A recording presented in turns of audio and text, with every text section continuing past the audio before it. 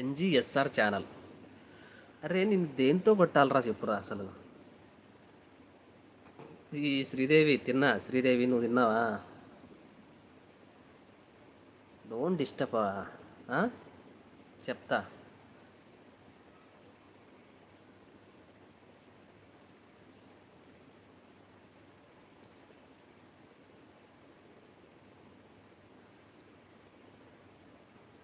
SR vlogs hi అండి. So మనం hospital పోయినప్పుడు మినిమం వాళ్ళు యాక్చువల్గా బిల్లు ఇస్తారు. బిల్లు మనం తీసుకొని పెట్టుకోవాలి. బిల్లు తీసుకొని పెట్టుకున్న తర్వాత మినిమం ఛార్జెస్ ఏంటి, తర్వాత దానికి నివారణ ఏంటి అనేది అక్కడ అందకపోతే అక్కడ ఏం చేస్తారంటే వేరే పెద్ద హాస్పిటల్కి రెఫర్ చేస్తారు. పెద్ద హాస్పిటల్కి పోయిన తర్వాత ఏం చేస్తాము, నెల్లూరు సునీత నెల్లూరు న్యాచురల్స్ హాయ్ అండి. మనం పెద్ద హాస్పిటల్ పోయినప్పుడు ఆ పెద్ద హాస్పిటల్లో మళ్ళీ సేమ్ టెస్టులు, సేమ్ బ్లడ్ టెస్టు, సేమ్ ఎక్స్రేలు సేమ్ చేస్తారు. It's a quite common for the hospital priority కోసం. వాళ్ళు మళ్ళీ ఆ హాస్పిటల్ ప్రయారిటీ కోసం ఎందుకు చేస్తారంటే మళ్ళీ సేమ్ అదే గుచ్చిన చోటే గుచ్చి మళ్ళీ బ్లడ్ తీస్తారా తీరా. ఇది ఎంతమంది ఫేస్ చేసిండ్రు. ఒక హాస్పిటల్ నుంచి ఇంకొక హాస్పిటల్ పోగానే పడిపోతాయి, పెరుగుతాయి.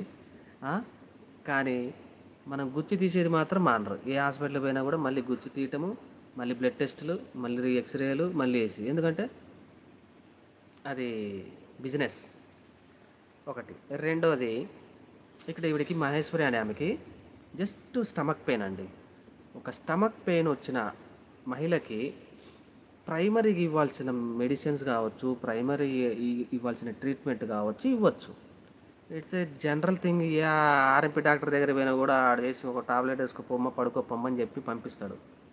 ఆ మినిమం నాలెడ్జ్ కూడా కొంతమంది పెద్ద పెద్ద డాక్టర్స్ అంటారు కదా, పెద్ద పెద్ద హాస్పిటల్కి పోయి ₹1,00,000 ఫీజు, 1,70,000 కట్టిన రోడ్డు. వాళ్ళ హస్బెండ్ ఢిల్లీ రావంట, ఢిల్లీ మహేశ్వర ఏదో పేరుంది. 1,70,000 ఖర్చు చేసుకున్నాడు.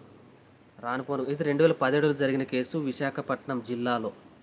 నాటే విశాఖపట్నం జిల్లా అంటే ఆ విశాఖపట్నం జిల్లాకు మొత్తంలో ఎక్కడో తెలియదు మనకి. ఓకేనా. ఇప్పుడు లైక్ మనం పోయిన తర్వాత చేస్తాం. సో మనకు డాక్టర్ చెప్తాడు ముందుగానే, అమ్మా పెద్ద మంచి ఏమంటారు లైక్ ఆపరేషన్ చేస్తాము. సో ఈ ఆపరేషన్లో ఏదన్నా అయితే మీరు సంతకం పెట్టాలని అంటారు. మనకు అక్కడ భయమే, ఆపరేషన్ అన్నా భయమే, సపోర్ట్ చేయరు పేషెంట్ అని అంటారు. ఇట్లా ఎంతమందికి ఫేస్ చేసిండ్రో తెలియదు కానీ అందరూ ఫేస్ చేసే ఉంటారు. హాస్పిటల్కి పోయిన ప్రతి ఒక్కరికి ఫేస్ చేసి ఉంటారు. పిల్లోడు అడ్డం తిరిగిందని, తర్వాత లైక్ బ్లడ్ తక్కువ ఉంది, వాటర్ ఫ్లూయిడ్ ఎక్కువ ఉంది, ప్రెగ్నెన్సీ టైంలో ఇవన్నీ ఫేస్ చేసి ఉంటారు కాబట్టి చెప్తున్నట్లా. సో ప్రతి ఒక్కరు చెప్పే మాటే అది. ఈమెకు వచ్చిన స్టమక్ పెయిన్కి వాళ్ళు తిప్పిన 3 హాస్పిటల్స్కి అయిన ఖర్చు మొత్తం కలిపి 1,70,000 ఖర్చు చేసినాడు వాళ్ళ హస్బెండ్.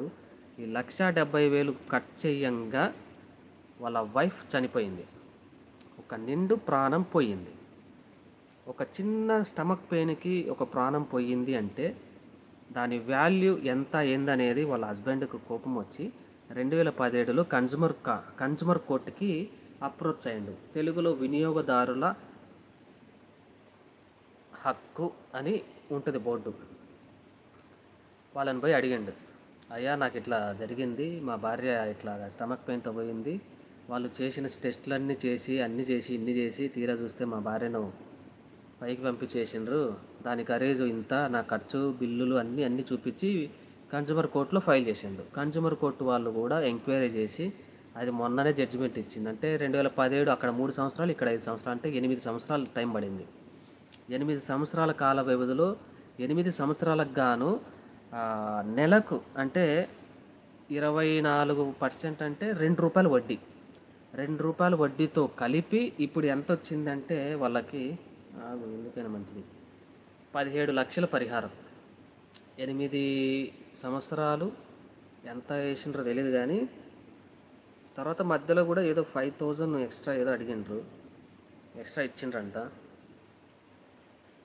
24% వడ్డీతో చెల్లించాలని కోర్టు ఆదేశించింది. కన్జ్యూమర్ కోర్టు, మామూలు కోర్టు కాదండి.